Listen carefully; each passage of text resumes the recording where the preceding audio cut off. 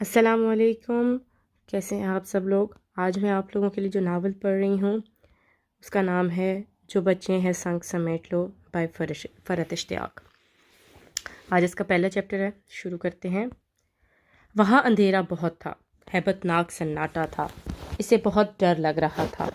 وہ وہاں سے نکلنا چاہتا تھا، وہ بھاگنے کے لیے اپنے ہاتھ پاؤں ہلانے کی کوشش کر رہا تھا، مگر وہ ہاتھ پاؤں ہلا نہیں رہا تھا۔ وہ مدد کے لیے چلا رہا تھا، کوئی تو آ جائے اس کی مدد کے لیے، کوئی تو آ کر اسے اس اندھیرے سے نکال دے۔ وہ رو پڑا، وہ زاروں قطار رو رہا تھا، وہ چلا چلا کر رو رہا تھا، مگر اس ہیبت ناک سناٹے میں اس کی آواز سننے والا کوئی بھی نہ تھا، اسے اندھیرے سے روشنی میں لے جانے والا کوئی نہ تھا۔ اس کے رونے کی آواز میں کسی کے کہے کی آواز بھی سنائی دینے لگی تھی۔ یہ کون تھا؟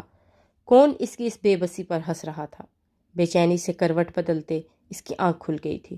دوسرے پاؤں تک، وہ سر سے پاؤں تک پسینے میں نہایا ہوا تھا۔ اس کے پورے جسم پہ ایک لرزش سی طاری تھی۔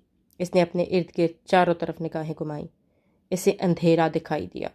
اس نے ہاتھ بڑھا کر بیڈ سائڈ ٹیبل پر رکھا لیمپ روشن کیا۔ لیمپ روشن کرتے ہوئے اس کے ہاتھ ہولے ہولے لرز رہے تھے۔ لیمپ نے کمرے میں پھیلے اندھیرے کو کم کر دیا تھا، مگر اسے یہ روشنی ناکافی محسوس ہو رہی تھی۔ اسے اس اندھیرے، اس سناٹے اور اس خاموشی سے وحشت ہو رہی تھی۔ وہ بیڈ سے اٹھا، اس کی ٹانگوں میں لرزش تھی۔ اس نے سوئچ بورڈ کے پاس آ کر کمرے کی تمام لائٹس آن کر دی تھیں، یہاں تک کہ چھت پر لٹکا فانوس بھی۔ ایک پل میں کمرہ روشنی میں نہا گیا تھا۔ روشنی ہو جانے کے باوجود اس کی وحشت ختم ہو گئی تھی، مگر گھٹن کا احساس ابھی بھی تھا۔ وہ کمرے کی دوسری طرف کھڑکیوں کے پاس آیا۔ اس نے ایک ایک کر کے کمرے کی تمام کھڑکیاں کھول دی تھیں۔ پھر وہ کمرے کا دروازہ کھول کر اپنے روم کی بالکنی میں آ گیا۔ وہ بہت گہری گہری سانسیں لے رہا تھا، خود کو پرسکون اور نارمل کرنے کے لیے۔ اسے یاد آ چکا تھا کہ وہ کسی اندھیری اور ہیبت ناک جگہ نہیں، بلکہ یورپ کے ایک خوبصورت ملک میں ہے۔ وہ اٹلی میں ہے۔ وہ اس وقت روم کے ایک خوبصورت اور شاندار ہوٹل کے پرآسائش کمرے میں ہے۔ وہ ریلنگ پر بازو جما کر کھڑا ہو گیا تھا۔ یہ رات کا آخری پہر تھا، اس لیے سامنے نظر آتی سڑک پر اکا دکا گاڑیاں گزرتی نظر آ رہی تھیں۔ اس کا دل ابھی تک گھبرا رہا تھا۔ آخر یہ خواب اس کا پیچھا کیوں نہیں چھوڑ دیتا؟ برسا برس ہوئے اس نے راتوں کو سونا چھوڑ دیا تھا۔ اسے سونے سے خوف آیا کرتا تھا۔ یوں لگتا تھا ادھر وہ سوئے گا، ادھر کچھ نہ کچھ برا ہو جائے گا۔ نیند سے فرار کی یہ کوشش اتنی کامیاب ثابت ہوئی تھی کہ اب جب وہ خود کو ایک مضبوط اور توانا مرد سمجھتا تھا، وہ یہ سمجھتا تھا کہ اسے کسی بھی چیز سے ڈر نہیں لگتا۔ وہ رات کو پرسکون نیند سونا چاہتا تھا، تب اسے نیند لاکھ کوشش کرنے پر بھی نہیں آتی تھی۔ وہ انسومنیا، بے خوابی کا مریض ہو گیا تھا۔ وہ پوری رات نیند کے آ جانے کی کوشش کرتے گزار دیا کرتا تھا۔ جب اس کیفیت کو بہت راتیں گزر جاتی، نیند نہ ہونے کے باوجود دن کے اوقات میں معمولات زندگی متاثر ہونے لگتے، تو وہ ڈاکٹر کی تجویز کردہ گولیاں لے لیا کرتا تھا۔ ان گولیوں کے ساتھ نیند اسے آ جاتی تھی، مگر یہ نیند اپنے ساتھ بہت سے ڈراؤنے خواب بھی لے کر آتی تھی۔ غلط سوچتا تھا وہ کہ خوابوں سے نہیں ڈرتا تھا۔ وہ تو ان خوابوں سے آج بھی اتنا ہی ڈرتا ہے جتنا 12 سال پہلے ڈرتا تھا۔ چند منٹ گہری گہری سانسیں لینے کے بعد گھٹن کا احساس ختم ہو گیا تھا۔ اس کے بدن کی لرزش بھی بتدریج کم ہوتی جا رہی تھی۔ وہ واپس کمرے میں آ گیا۔ اس نے کھڑکیاں اور بلکنی کا دروازہ اسی طرح کھلے رہنے دیے تھے۔ وہ ٹی وی آن کر کے بیڈ پر بیٹھ گیا۔ اس وقت اسے اپنے ارد گرد آوازیں چاہیے تھی۔ وہ ایک کے بعد ایک چینل تبدیل کر رہا تھا۔ اٹالین میں آتے یہ پروگرامز اسے قطعاً سمجھ میں نہیں آ رہے تھے، مگر وہ پھر بھی انہیں سننا چاہتا تھا۔ اب اسے اپنے اندر کی وحشت اور سناٹا مٹانے کو باقی رات اس نے یہی کام کرنا تھا۔ زندگی کی بے شمار راتوں کی طرح یہ رات بھی جاگ کر صبح کا انتظار کرتے ہوئے گزارنی تھی۔ صبح وہ ایک نارمل انسان کی طرح آفس روانگی کے لیے تیار تھا، یوں جیسے رات کچھ ہوا ہی نہ ہو۔ بہترین تراش خراش والے سوٹ میں ملبوس ہونے کے بعد اس نے خود کو آئینے میں دیکھا تو ایک تلخ مسکراہٹ اس کے لبوں پر آ گئی۔ اس کی یہ ساری تیاری دیکھ کر کون کہہ سکتا ہے کہ وہ خود سے اور ساری دنیا سے نفرت میں مبتلا ایک انسان ہے؟ وہ اندر سے کھوکھلا ہو چکا ہے۔ یہ سوٹ، یہ ٹائی، یہ سلیقے سے جمے بال، یہ ٹائی پن، یہ کف لنکس اور یہ بہترین جوتے دیکھ کر کون سوچے گا کہ وہ سکندر شہریار सेल्फ डिस्ट्रक्टिव, खुद तखरीबी और सुसाइडल टेम्परामेंट, खुदकुशी का रुझान रखता है। खुद पर से नफ़रत और हकारत की निगाहें हटाता वो शीशे के सामने से हटा। इसने अपना ब्लैक लेदर ब्रीफ केस लिया, लैपटॉप बैग में लैपटॉप रखा। वो अपने होटल रूम से बाहर निकल रहा था। इसका होटल विया विटोरियो वेंटो से कुछ फासले पर था, जबकि इसका ऑफिस विया बेर्बेरिनी पर था। गोया ऑफिस और इसके होटल के बीच मेट्रो की बस की एक ही स्टॉप का फासला था। मगर कल जब वो होटल से ऑफिस पहले दिन गया, वो ऑफिस की गाड़ी ने इसे पिक किया था। तब महज एक स्टॉप का ये फासला तय करने में इसे 1.25 घंटा लग गया था। दुनिया के तमाम बड़े शहरों की तरह ट्रैफिक जैम रोम का भी मसला था। तब कल ही इसने ये तय कर लिया था कि आइंदा वो ऑफिस मेट्रो में आया करेगा। इसके लिए ये कोई मसला नहीं था। रोम का अंडरग्राउंड ट्रेन सिस्टम लंदन और पेरिस जितना मरबूत तो न था, मगर फिर भी ट्रैफिक जैम में फंसने से बदरहा बेहतर था। यूँ ऑफिस जाने आने के लिए मिली गाड़ी और ड्राइवर वाली सहूलत ने इसको पहले ही दिन खैर बात कह दिया था। मेट्रो स्टेशन पर रश का हिस्सा बना वो भी ट्रेन में सवार हो गया था। वो अपने इर्द गिर्द खड़े और बैठे हुए रोमन मर्दों और औरतों को देख रहा था। इनमें से बेशतर को अपने काम पर पहुंचने की जल्दी थी, मगर इस जल्दी और भाग दौड़ वाले अंदाज के बावजूद भी इनमें से कोई एक भी इसे ऐसा नज़र न आ रहा था जो खुश लिबास ना होता। फैशन और स्टाइल रोमियो के लिए एक बहुत संजीदा बात है। औरतों के लिबास, इनका मेकअप, हैंड बैग्स, सैंडल्स, मर्दों के सूट्स, टाइयाँ, जूते, ब्रीफ केस, हर कुछ फैशन के ऐन मुताबिक था, बेहद स्टाइलिश था। ठीक ही कहा जाता था कि रोम्स बड़े क्लासी और स्टाइलिश लोग होते हैं। इसे अगले ही स्टेशन पर उतरना था। वो इसका स्टेशन फ़ौरन ही आ गया था। ये इसके दोहा में अपना हेड ऑफिस रखती मल्टी नेशनल कंपनी का जनूबी यूरोप में वाक़या हेडक्वार्टर था। वो ऑफिस आ गया था। वो जिन कामों का अंजामदेही के लिए यहाँ भेजा गया था वो इनमें मसरूफ़ हो गया था। ऑफिस में जिन लोगों से इसका वास्ता पड़ रहा था, इनसे कल और आज रस्मी हाय हेलो के बाद इसके सिर्फ और सिर्फ प्रोफेशनल नोयत की गुफ्तगू हुई थी। काम की बात मुकम्मल पेशावराना अंदाज में। शाम के 5 बज रहे थे। इसे यहाँ से जाकर कुछ नहीं करना था। अपने होटल रूम में बंद हो जाना था, या ये शायद रोम की गलियों कूचों में तन्हा फिरना था। और इसमें से कोई भी चीज़ इसके लिए ऐसी कशिश न रखती थी कि वो ऑफिस से जल्दी उठने की कोशिश रखता। मगर चूंकि ऑफिस टाइम ख़त्म हो चुका था, एक एक करके सारा ऑफिस खाली हो रहा था, सो वो भी ऑफिस से निकल आया था। इसे रास्ते का 2 दिन में कुछ अंदाज़ा हो गया था, और इसकी जेब में रोम का बड़ा जामिया नक्शा भी मौजूद था। कोई रास्ता भटकने का इम्कान न था। चुनाचा बजाय मेट्रो स्टेशन की तरफ जाने के, इसने पैदल अपने होटल तक जाने का फ़ैसला किया। ये जून का महीना था और रोम में मौसम खासा खुशगवार था। सूरज आजकल करीबन 8:45 बजे गरूब हुआ करता था, सो इन दिनों यहाँ शामें बड़ी लंबी थीं। वो बर्बेरिनी से विया वेंटो की तरफ जा रहा था। इसके इर्द गिर्द कदीम इमारतें थीं, फवारे थे, मगर इसे रोम की हिस्ट्री में कोई दिलचस्पी महसूस नहीं हो रही थी। वो अभी भी इस ख्वाब के हसार में था। अब अगले कई रोज़ इसे इस ख्वाब के हसार में ही रहना था, और अगले कई दिन खौफ के सबब सोना नहीं था। इसने आज सुबह न तो नाश्ता किया था, न ही दोपहर में लंच। ऑफिस में खाली पेट कॉफ़ी के 3 कप ज़रूर पिए थे। इसे सड़क के किनारे एक पिज़्ज़रिया नज़र आया। तब इसे अपने आज तमाम दिन कुछ भी न खाने का एहसास हुआ। वो यहाँ से पिज़्ज़ा खाता हुआ चला जाए, फिर होटल के कमरे में बंद होकर रात गई तक अपने ऑफिस का काम करता रहेगा। इसने दिल ही दिल में तय किया। अभी चूंकि डिनर टाइम नहीं हुआ था, इसलिए इस छोटे से पिज़्ज़रिया में इसे मेज़ों पर 2-4 लोग बैठे नज़र आए थे। वो अपना पिज़्ज़ा ऑर्डर करने का काउंटर पर आ गया था, मगर इटली में इटालियन सीखे बगैर इसे कुछ ऑर्डर करना इस कदर मुश्किल काम है कि इसका इसे अंदाज़ा नहीं था। पिज़्ज़ा ऑर्डर करने की कोशिश करते हुए इसको तकरीबन 10 मिनट गुजर गए थे। काउंटर के पीछे खड़े दरमियानी उम्र के इटालियन मर्द और औरत अंग्रेज़ी से कतन वाकिफ़ न थे। वो दोनों मर्द और औरत खुश अखलाकी से मुस्कुरा कर इसके अंग्रेज़ी लफ्ज़ों के जवाब में मुख्तलिफ़ अशिया उठा कर इसे दिखा रहे थे। अच्छा, वो अपने पिज़्ज़ा की ये टॉपिंग चाहता है, फ़लाँ तरह के मशरूम्स का इजाफ़ा करना चाहता है। न जाने वो इसे क्या क्या उठा कर दिखा रहे थे। साथ इन अशिया का न जाने क्या क्या इटालियन नाम ले रहे थे। وہ دونوں تحمل سے اسے وقت دے رہے تھے۔ وہ اس بیکار کی مشقت سے بیزار ہو گیا تھا۔ بہتر یہی ہے کہ وہ اپنے ہوٹل جا کر کھانا کھائے، جہاں انگریزی سمجھی بھی جاتی ہے اور بولی بھی جاتی ہے۔ قریب تھا کہ وہ انگریزی ہی میں ان دونوں کا شکریہ ادا کرتا، وہاں سے پلٹ جاتا کہ اچانک ہی بالکل پیچھے والی میز سے اٹھ کر ایک اٹالین لڑکی اس کے پاس آئی۔ "May I help you؟ میں آپ کی مدد کر سکتی ہوں؟" وہ بڑی شائستہ انگریزی میں اس سے مخاطب ہوئی تھی۔ اس نے چونک کر اس لڑکی کی طرف دیکھا۔ وہ مسکراتے ہوئے اسے دیکھ رہی تھی۔ اس نے سر اثبات میں ہلا دیا۔ اتنا وقت یہاں کھڑے ہو کر برباد کر چکا تھا تو اب یہاں سے کھانا کھا کر ہی جانا چاہیے، اس نے دل میں سوچا۔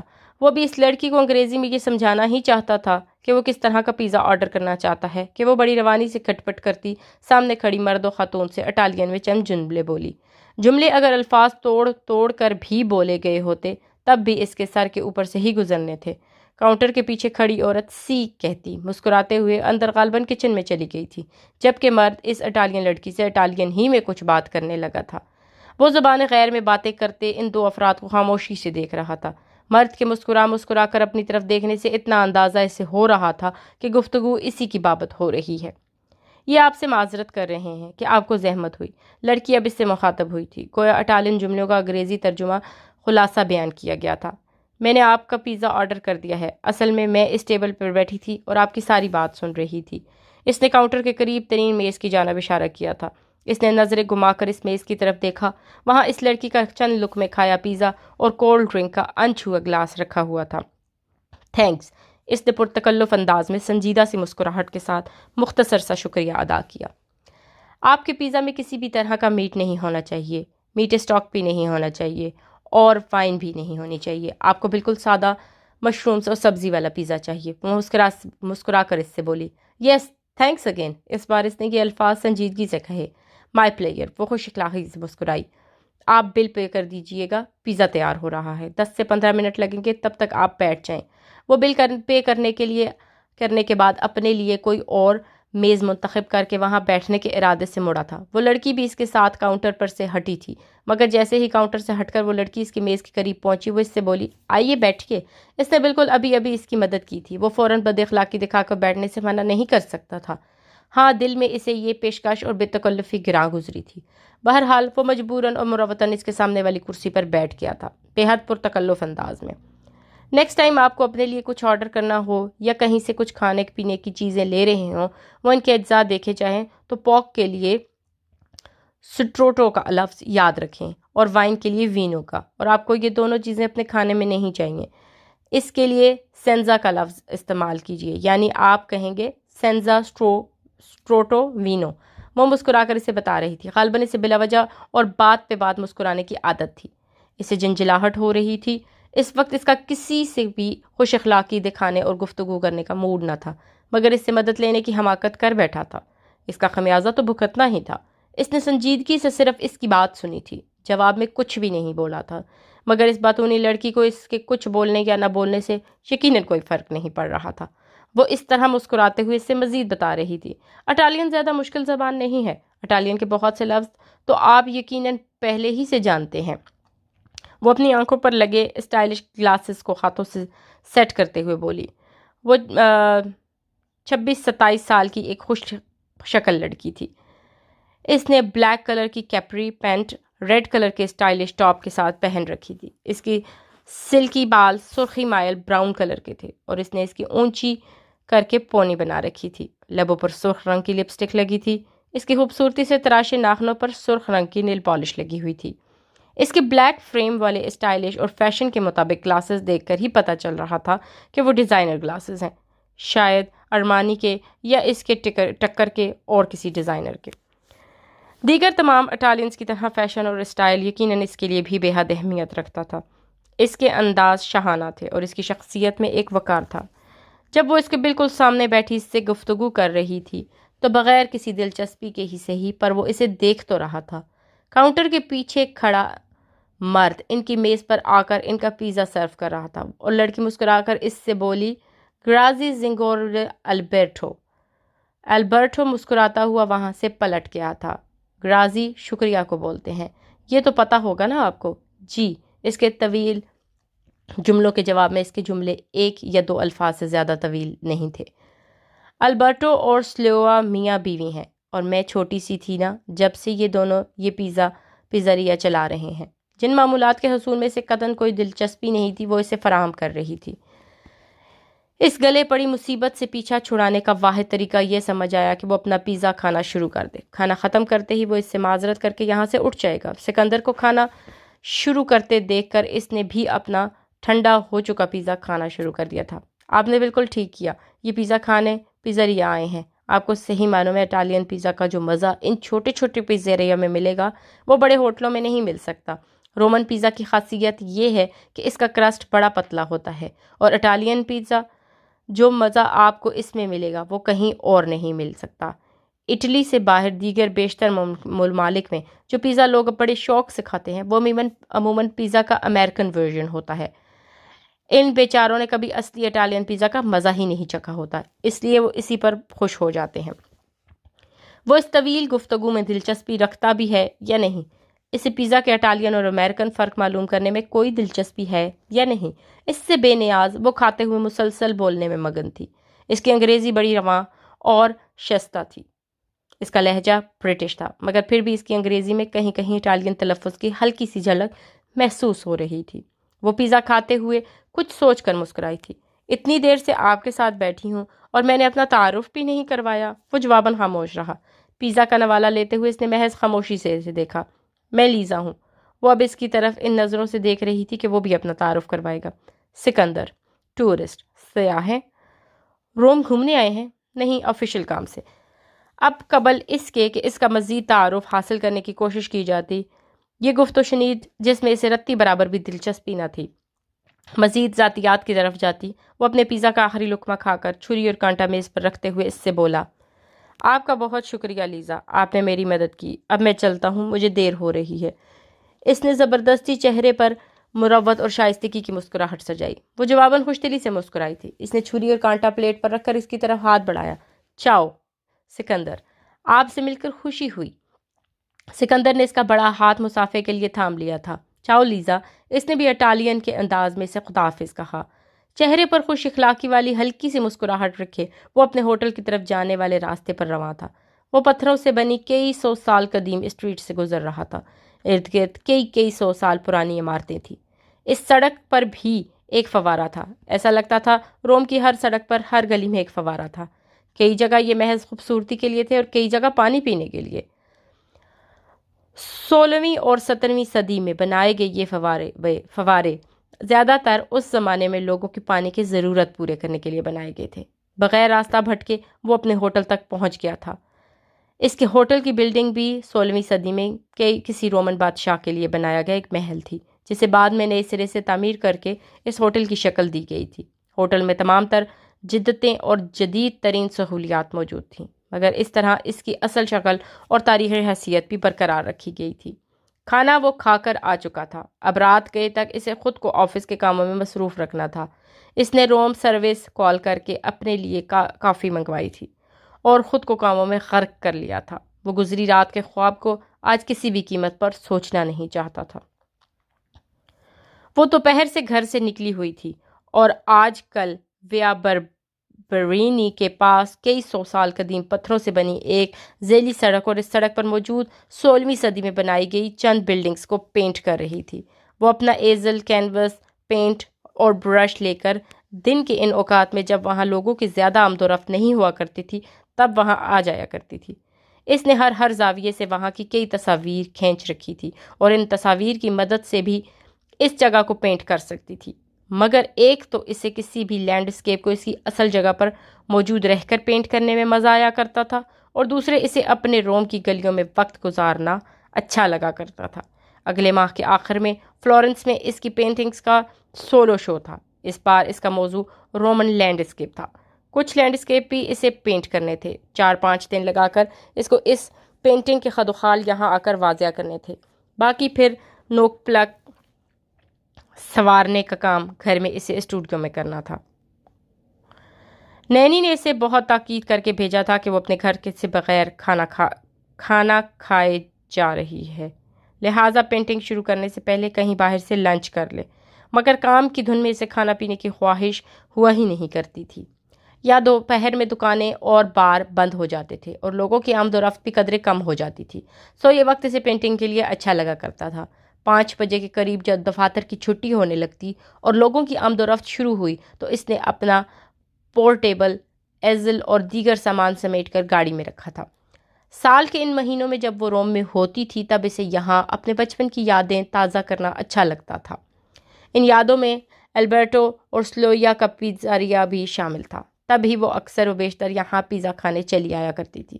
اپنے بچپن میں وہ یہاں کتنا آتی تھی. اس نے گاڑی پیزاریا کے پاس لا کے روکی تھی. وہ اندر آ گئی تھی. اندر آتے ہی اسے ایک میز پر وہ بیٹھا نظر آیا تھا، وہ جس سے کل وہ یہاں ملی تھی، سکندر، جو شاید پاکستانی یا شاید انڈین، خاموش سا اپنے آپ میں گم تھا. وہ آرٹسٹ تھی اور اسے حسن متاثر کرتا تھا، اور وہ شخص مردانہ حسن اور وجاہت کا مجسمہ تھا. اس کا 6 فٹ سے نکلتا قد، مضبوط جسم، چوڑا سینہ، گھنے سیاہ بال جن میں ہلکا سا خم تھا. اس کی پوری شخصیت، اس کے چہرے کا ہر نقش مردانہ وجاہت کا شاہکار تھا. گہری سیاہ آنکھیں جن میں مقناطیسیت تھی، ایک حزن تھا، اداسی تھی اور ایک اصرار تھا. اس کے ہونٹوں کا کٹاؤ بڑا خوبصورت تھا. اس کا نچلا ہونٹ اوپری ہونٹ سے زیادہ بھرا بھرا تھا. اس کی پیشانی بہت چوڑی تھی. ناک آریائی نسل کے کسی فرد کی طرح بالکل سیدھی اور لمبی تھی.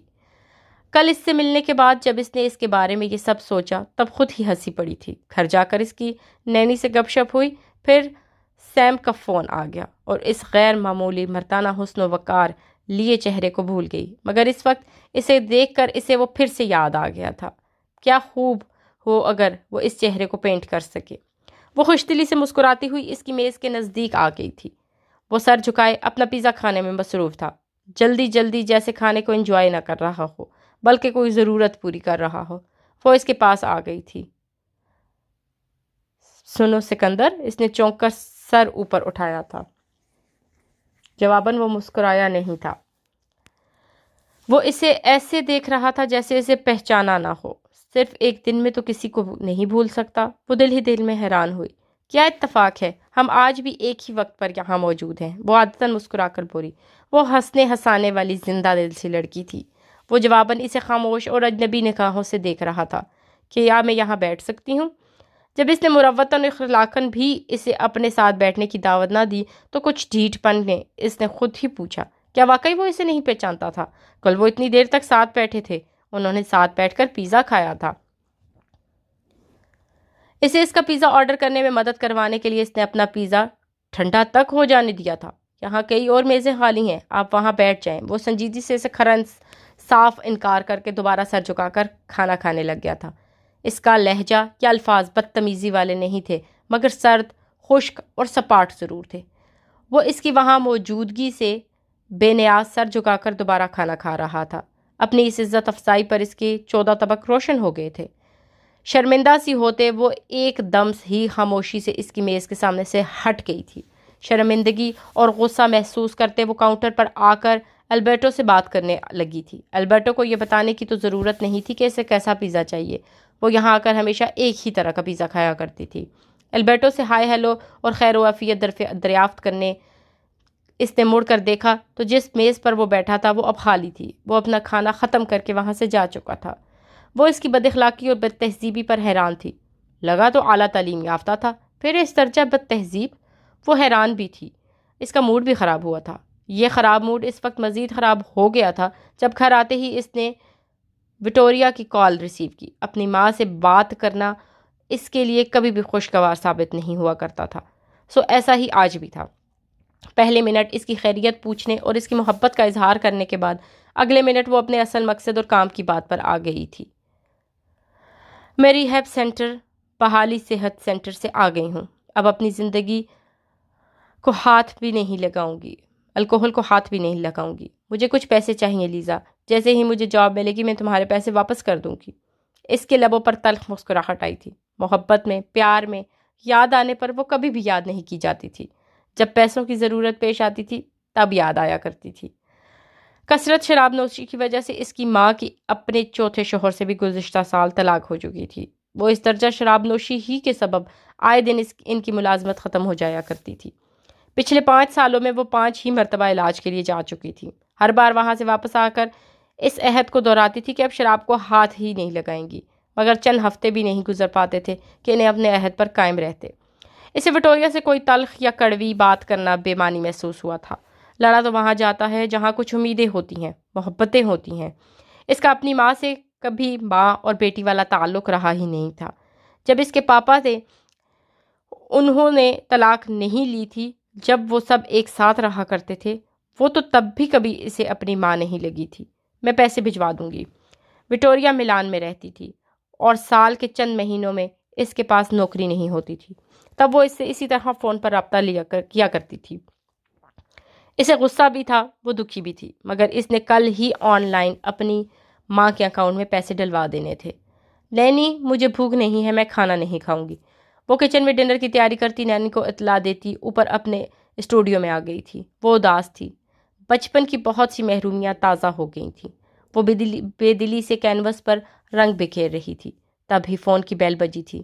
سیم، کال کرنے والے کا نام دیکھتے ہی اس کی اداسی ایک لمحے میں دور ہو گئی تھی۔ اس نے لپک کر کال ریسیو کی تھی۔ تمہیں کیسے پتہ چل جاتا ہے سیم کہ اس وقت مجھے تمہاری ضرورت ہے؟ اس کے لہجے میں بہن کے لیے والہانہ محبت اور شدتیں تھیں۔ میرا دل مجھے بتا دیتا ہے، وہ جواباً کھلکھلائی تھی۔ وہ مسکراتے ہوئے سیم کی کھلکھلاتی زندگی سے بھرپور آواز سن رہی تھی۔ اس سے اگر کوئی سچا پیار کرتا تھا، کسی کو اگر اس کی پرواہ تھی، تو وہ صرف اور صرف سیم تھی۔ کہنے کو وہ اس سے صرف 1 سال بڑی تھی، مگر اس کی یوں پرواہ کرتی تھی، یوں اس کا خیال رکھتی تھی جیسے وہ کوئی چھوٹی سی بچی ہو۔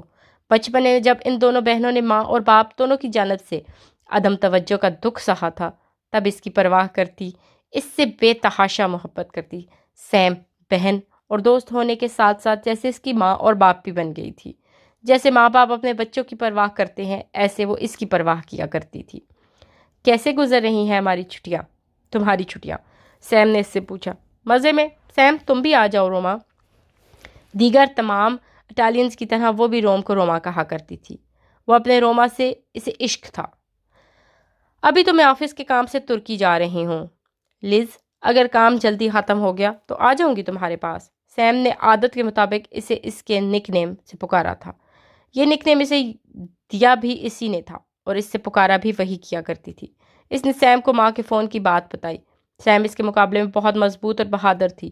وہ اب بھی بردباری اور پیار سے سمجھا رہی تھی۔ کیوں ممی پاپا کے بارے میں سوچ کر اپنا دل دکھاتی ہو لیز؟ وہ دونوں جیسے ہیں ایسے ہی رہیں گے۔ ممی کو پیسے بھجوا دو، مگر پلیز یہ سوچنا اور دل جلانا چھوڑ دو کہ وہ ایسی کیوں ہیں۔ تم روما اپنی چھٹیاں انجوائے کرنے آئی ہو، خوب انجوائے کرو۔ اور اب مجھے یہ بتاؤ کہ تمہاری کتنی پینٹنگز مکمل ہو گئیں؟ سیم نے اس کا موڈ تبدیل کرنے کے لیے فوراً ہی گفتگو کا موضوع اور اس کی سولو ایگزیبیشن کی طرف موڑ دیا تھا۔ سیم سے اس کے پورے 1 گھنٹے بات ہوئی تھی اور 1 گھنٹے بعد جب وہ فون بند کر رہی تھی، تب اسے یاد بھی نہیں تھا کہ گھنٹہ پر پہلے وہ کس بات سے اداس اور دکھی ہوئی تھی۔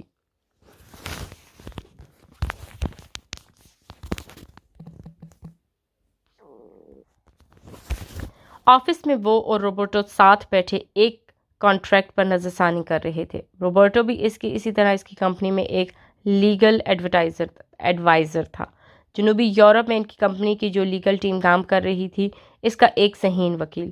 وہ دونوں انتہائی سنجیدگی سے آپس میں پیشہ ورانہ گفتگو کر رہے تھے جب روبرٹو کے آفس کے دروازے پر ایک کھنکتی ہوئی آواز سنائی دی۔ اس آفس میں اپنی عارضی قیام کے دوران اسے ایک علیحدہ کیبن فراہم کیا گیا تھا، مگر کسی نہ کسی ڈسکشن یا میٹنگ کے لیے اس کا زیادہ وقت روبرٹو کے آفس میں ہی گزرتا تھا۔ اس نے اور روبرٹو دونوں بون گیورنو کہتی اس خوبصورت نسوانی آواز کی طرف نظریں گھما کر دیکھا۔ انہیں صبح اور دن کے وقت کا اٹالین میں سلام کرتی لڑکی کوئی اور نہیں، اس سے پیزاریا میں ملی لڑکی ہی تھی۔ کیا روم اتنا چھوٹا شہر تھا جہاں یہ لڑکی سے بلا وجہ بار بار ٹکرا رہی تھی؟ وہ اسے دیکھ کر خواہ مخواہ ہی چڑھا۔ وہ زبردستی بے تکلف ہونے کی کوشش کرتی تھی اور چیز اسے لڑکی سے چڑ دلا رہی تھی۔ چاؤ لیزا۔ روبرٹو گرم جوشی سے مسکراتا ہوا اپنی کرسی سے اٹھا تھا اور انتہائی پرتپاک اور دوستانہ انداز میں اس کا خیر مقدم کر رہا تھا۔ میں اندر آ جاؤں؟ یہ بھی کوئی پوچھنے کی بات ہے، آؤ بیٹھو۔ سکندر نے ایک نظر اس پر ڈالنے کے بعد فوراً ہی کانٹریکٹ کی صفحات سے اپنے سامنے کر لیے تھے۔ وہ سنجیدگی سے ان کا مطالعہ کرنے لگا تھا، مگر وہ محسوس کر رہا تھا کہ وہ اسے دیکھتے ہوئے اندر داخل ہوئی ہے، اس لیے پوچھ رہی تھی کہ کہیں تم بزی نہ ہو۔ لیزا روبرٹو کو جواب دیتی سکندر کے برابر رکھی کرسی پر بیٹھ گئی تھی۔ روبرٹو اپنی کرسی پر بیٹھ گیا تھا۔ وہ دونوں اٹالین میں بات کر رہے تھے اور اسے سلام سے ہٹ کر ان دونوں کی گفتگو کا ایک لفظ بھی سمجھ نہیں آ رہا تھا۔ ہاں، یہ ضرور پتہ چل رہا تھا کہ وہ دونوں آپس میں بے تکلف ہیں، غالباً دوست ہیں۔ ہائے، چونکہ اس بارے سے مخاطب کیا تھا اس لیے اس کانٹریکٹ پر سے نظریں اٹھا کر اسے دیکھنا تھا۔ ہائے، وہ جواباً سنجیدگی سے بولا۔ آپ نے پہچانا مجھے؟ وہ اس سے انگریزی میں مخاطب تھی۔ یہ سوال اس نے بظاہر مسکرا کر پوچھا تھا، مگر وہ جانتا تھا کہ وہ اس روز پیزریا میں اسے نہ پہچاننے کا تاثر دینے کا قدرے جتانے والے انداز میں حوالہ دے رہی ہے۔ جی، آپ لیزا ہیں۔ آپ نے پیزریا میں مجھے پیزا آرڈر کرنے میں مدد کی تھی۔ وہ چہرے پر بغیر شرمندگی اور تاثر لائے اس سے سنجیدگی سے بولا۔ میں آپ کو یاد ہوں۔ میں سمجھ رہی تھی کہ شاید آپ مجھے پہچانے نہیں ہیں۔ وہ پھر مسکرا کر طنزیہ لہجے میں بولی۔ روبرٹو جو ان دونوں کی گفتگو سن رہا تھا فوراً مسکرا کر بولا تھا، آپ دونوں ایک دوسرے کو پہلے سے جانتے ہیں؟ یہ تو بہت اچھی بات ہے۔ یعنی میں تعارف کروانے والی فارمیلٹی سے بچ گیا۔ لیزا اس کی بات پر مسکرائی بلا وجہ، اور بات پہ بات مسکراتے رہنے یہ لڑکی تھکتی نہیں، اس نے کوفت سے سوچا۔ روبرٹو اب اس سے مخاطب تھا۔ اس تعارف میں بس یہ اضافہ کر لو سکندر کہ لیزا میری بچپن کی دوست ہے۔ ویسے میں اس سے 4 سال بڑا ہوں، ہم اسکول میں ساتھ پڑھتے تھے۔ میں اسکول میں اس سے سینئر تھا، مگر ہماری دوستی بہت تھی۔ اب اس کی وجہ سے کمرے میں انگریزی بولی جا رہی تھی۔ بہت سے لوگ تو اس غلط فہمی تک میں مبتلا ہو گئے کہ ہم بوائے فرینڈ گرل فرینڈ ہیں۔ لیزا ہنس کر روبرٹو اور اس کی طرف دیکھ کر بولی تھی۔ روبرٹو اس کی بات پر کہکا لگا کر ہنسا تھا، اور ہم دونوں لوگوں کی اس غلط فہمی کو دور کرنے کے بجائے اس پر خوب ہنسا کرتے تھے۔ وہ سکندر کو بتا رہا تھا۔ وہ اپنے مخصوص پرتکلف انداز میں بہت ہلکا سا مسکرا رہا تھا، شائستگی اور مروت کا مظاہرہ کرتا ہوا۔ میرا تعارف تو پورا ہو گیا، اب تم سکندر صاحب کا بھی مکمل تعارف کروا دو۔ میں ان کے بارے میں صرف اتنا جانتی ہوں کہ ان کا نام سکندر ہے، یہ اپنے کسی آفیشیل کام سے روما میں ہے، اور انہیں ویجیز اور مشرومز والا پیزا پسند ہے۔ اس لڑکی کی نان سیریس باتیں اور بلا وجہ فری ہونا اسے کس قدر برا لگ رہا ہوتا ہے۔ کاش روبرٹو یہاں نہ ہوتا تو اسے بتاتا۔ سکندر روم میں ہماری کمپنی کے لیگل ایڈوائزرز ہیں، بہت ہی قابل اور ذہین لائر ہیں۔ آفس ہی کے کام سے 2-3 ہفتوں کے لیے روم میں ہے۔ روبرٹو لیزا کو بتانے لگا۔ اب اس وقت کانٹریکٹ کا کچھ کام تو ہو نہیں سکتا تھا۔ وہ سوچ ہی رہا تھا کہ روبرٹو سے معذرت کر کے اپنے کیبن میں چلا جائے۔ ان دو دوستوں کو گفتگو کرتا چھوڑ کر لیزا روبرٹو سے انگریزی ہی میں بولی، میٹنگ میں بھی دیر ہے؟ میں کچھ جلدی آ گئی۔ میں نے سوچا میں پہلی مرتبہ تمہارے آفس آئی ہوں تو یقیناً مجھے اپنے ساتھ لنچ کرنے کی دعوت دوگے۔ وہ مسکرا کر بے تکلفی سے بولی۔ روبرٹو پھر کہکا لگا کر ہنسا تھا۔ سب بدل سکتے ہیں، تم نہیں بدلو گی۔ لیزا کہنے کے بعد وہ اس کی طرف متوجہ ہوا تھا۔ لنچ ٹائم تو ہو ہی گیا ہے، چلو سکندر کہیں باہر چل کر لنچ کرتے ہیں ہم تینوں۔ روبرٹو نے اسے بھی لنچ کی دعوت دی تھی۔ اسے اپنا پروفیشنل سنجیدہ اور لیادے انداز برقرار رکھنا تھا۔ وہ انکار کر کے بچکانا پن کا مظاہرہ نہیں کرنا چاہتا تھا کہ وہ دونوں یہ تاثر لے کہ وہ لیزا کو قصداً اگنور کرنا چاہتا ہے، وہ اس کی وجہ سے انکار کر رہا ہے۔ اوکے چلو، اس نے سنجیدگی سے چلنے کی حامی بھری۔ آفس سے قریب ہی ایک ریسٹورنٹ میں وہ تینوں بیٹھے ہوئے تھے۔ ابھی اس کا لنچ سرو نہیں کیا گیا تھا۔ ویٹر نے سب سے پہلے ایک باسکٹ میں جس میں کئی طرح کے رولز رکھے ہوئے تھے اور ایک باؤل جس میں اولیو آئل تھا اس کی میز پر آ کر رکھ دیا۔ وہ 2 اٹالین کے ساتھ بیٹھا ہوا تھا۔ اسے پہلی مرتبہ پتہ چلا تھا کہ اٹلی کے لوگ اپنے کھانے کا آغاز اس طرح کرتے ہیں۔ لیزا اور روبرٹو نے اپنے اپنی پلیٹوں میں ایک ایک رول اٹھا کر رکھا تھا۔ وہ رول کے ٹکڑے ہاتھوں میں توڑ توڑ کر اولیو آئل میں ڈبو رہے تھے اور اسے مزے لے کر کھا رہے تھے۔ اسے بھی آفر کی گئی ان کے کھانوں کے طور طریقوں کے ساتھ دینے کے لیے چند والے رول کے اس نے بھی اولیو آئل میں ڈبو کر کھا لیے تھے۔ اسی دوران اس کا آرڈر کردہ کھانا سرو کر دیا گیا تھا۔ وہ فرائیڈ مشرومز اور پاستا کھا رہا تھا۔ اس کے اس نان سیریس ایٹیٹیوڈ پر نہ جانا، یہ کافی سنجیدہ قسم کی آرٹسٹ ہے اور خاصی مہنگی بھی۔ روبرٹو لیزا کی طرف دیکھ کر سکندر سے ہنستے ہوئے بولا۔ وہ اسے اس کی معلومات میں اضافے کے لیے بتا رہا تھا کہ گزشتہ دنوں ان لوگوں نے اپنے آفس کا انٹیریئر دوبارہ کروایا ہے، اس لیے انٹیریئر میں بورڈ روم اور ریسیپشنسٹ ایریا کی دیواروں پر چند پینٹنگز کا بھی اضافہ کیا جانا ہے تاکہ ایک اچھا آرٹسٹ لک بن سکے۔ اس مقصد کے لیے کسی اچھے آرٹسٹ سے اس کی کمپنی کو رابطہ کرنا تھا اور روبرٹو کے مشورے پر انہوں نے لیزا سے رابطہ کیا ہے۔ آج اس حوالے سے لیزا کی اس کی کمپنی کچھ سینئر ایگزیکٹو کے ساتھ میٹنگ ہے جس میں ان پینٹنگز کا موضوع اور معاوضہ طے کیا جائے گا جو لیزا انہیں بنا کے دے گی۔ دیکھو، پتہ نہیں یہ ہم سے اپنے صرف ایک پینٹنگ کے لیے کیا ڈیمانڈ کرتی ہے؟ لیزا جواباً ہنسی تھی۔ اب مہنگی آرٹسٹ کے نخرے تو ہوں گے نا۔ روبرٹو کو جواب دینے کے بعد وہ اس سے مخاطب ہوئی تھی۔ تمہیں آرٹ میں انٹرسٹ ہے؟ اس بات اس کے لہجے اور الفاظ میں نمایاں بے تکلفی تھی۔ اس نے جیسے از خود ہی فرض کر لیا تھا کہ اگر وہ اس کے بچپن کی دوست کا کولیگ نکل آیا ہے تو وہ اس کے ساتھ بے تکلف ہو کر بات چیت کر سکتی ہے۔ نہیں، مجھے بالکل بھی انٹرسٹ نہیں ہے۔ فورک سے پاستا کھاتے ہوئے اس نے سنجیدگی سے جواب دیا۔ لیزا نے بغور اسے دیکھا تھا۔ پتہ نہیں تم ڈیسٹنی پر یقین رکھتے ہو سکندر۔ کچھ دیر کے بعد روبرٹو سے بات کرتے کرتے لیزا نے اچانک اس سے پوچھا۔ اس نے حیرانگی سے اسے دیکھا اور اس کا دوستانہ و بے تکلفانہ انداز اس بات کرنا گرا گزر رہا تھا، مگر وہ اس کا اظہار اپنے چہرے کے ہونے نہیں دے رہا تھا۔ میرا مطلب ہے پہلے پیزریا اور اب روبرٹو کا آفس۔ یہ تقدیر ہی ہے نا جو ہم بار بار کہیں نہ کہیں مل رہے ہیں۔ وہ مسکرا کر بولی۔ ہاں شاید، اس نے شانے اچکا کر بے نیازی سے محبم انداز میں کہا۔ چونکہ انہیں آفس جلدی واپس پہنچنا تھا، اس لیے بقول روبرٹو کے وہ لوگ لنچ جلدی ختم کر کے اٹھ رہے تھے۔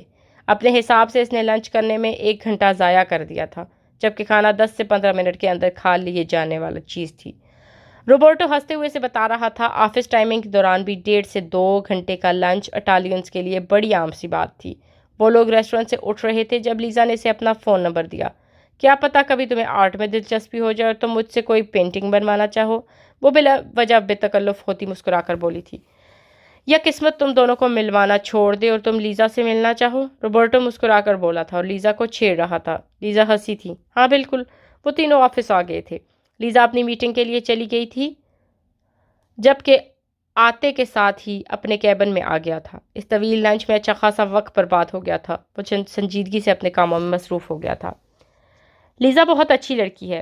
اگلے روز وہ اور روبرٹو آفس میں ساتھ بیٹھے تھے۔ کام کے دوران جب کافی کے لیے وقفہ کیا گیا تب کافی کے گھونٹ لیتا روبرٹو اپنی بیوی اور بچے کی بات کرتے کرتے ایک دم ہی لیزا کے بارے میں بات کرنے لگا۔ یا وہ خود ملتی رہے گی یا پھر اس کا ذکر ہوتا رہے گا، ایسے جیسے پتہ نہیں وہ کتنی اہم شخصیت ہے۔ اس نے دل میں بیزاری اور کوفت محسوس کی، پر چہرے پر کچھ ظاہر نہ ہونے دیا۔ ایسے بڑی لاؤبالی، لاپرواہ اور غیر سنجیدہ سی لگتی ہے، مگر وہ دوسروں کی بہت پرواہ کرنے والی بڑی پیاری لڑکی ہے۔ پتہ ہے سکندر، لاسٹ ایئر جب میری بیوی پریگننٹ تھی، ڈیلیوری کا ٹائم بالکل قریب تھا، تب اچانک ہی مجھے آفس کے کام سے 3-4 دنوں کے لیے اسپین جانا پڑ گیا تھا۔ میں اپنی بیوی کے لیے فکر مند تھا۔ میں اس کی ماں اور بہن اور اس کا خیال رکھنے کی تاکید کر کے گیا تھا۔ لیزا ان دنوں چھٹیوں میں روم میں آئی ہوئی تھی۔ جانتے ہو، جس روز میری بیوی کو اسپتال جانے کی ضرورت پڑی تب اس کی ماں اور بہن نے سے بھی پہلے لیزا اس کے پاس پہنچی تھی۔ وہ اسے اسپتال لے کر گئی تھی۔ اس قصے میں بہت سی باتیں ایسی تھی جو اس کی سمجھ میں نہیں آئی تھیں، مگر جب اسے قصے میں ہی کوئی دلچسپی نہ تھی تو کچھ سمجھنے کی ضرورت بھی کہاں تھی۔ اس نے محض سر ہلا کر یہ تاثر دیا کہ اس نے روبرٹو کی لیزا کے متعلق ساری بات سنی ہے۔ اسے اندھیرے سے ڈر لگ رہا تھا، اس کا دم گھٹ رہا تھا، اسے سانس لینے میں مشکل ہو رہی تھی۔ وہ چلا رہا تھا، وہ رو رہا تھا، اسے اندھیرے سے نکلنا تھا۔ کوئی کیوں نہیں آ رہا اسے اندھیرے سے نکالنے؟ وہ مدد کے لیے چلاتا بری طرح رو رہا تھا۔ اسے کسی کی ہنسنے کی آواز سنائی دی تھی۔ وہاں کوئی تھا جو اس کی بے بسی کا تماشا دیکھ رہا تھا، اس پر کہکے لگا کر ہنس رہا تھا۔ وہ بے چینی اور اضطراب میں کروٹیں بدل رہا تھا۔ وہ پورا کا پورا پسینے میں نہایا ہوا تھا۔ یوں لگ رہا تھا جیسے وہ سوتے میں کہیں چلے جانے، کہیں بھاگ جانے کی کوشش کر رہا تھا۔ اس کے لبوں سے بہت ہلکی ہلکی بچاؤ بچاؤ اور ہیلپ ہیلپ کی آوازیں نکل رہی تھیں۔ بے چینی سے ہاتھ پاؤں چلاتے اس نے ایک دم ہی آنکھیں کھول دی تھی۔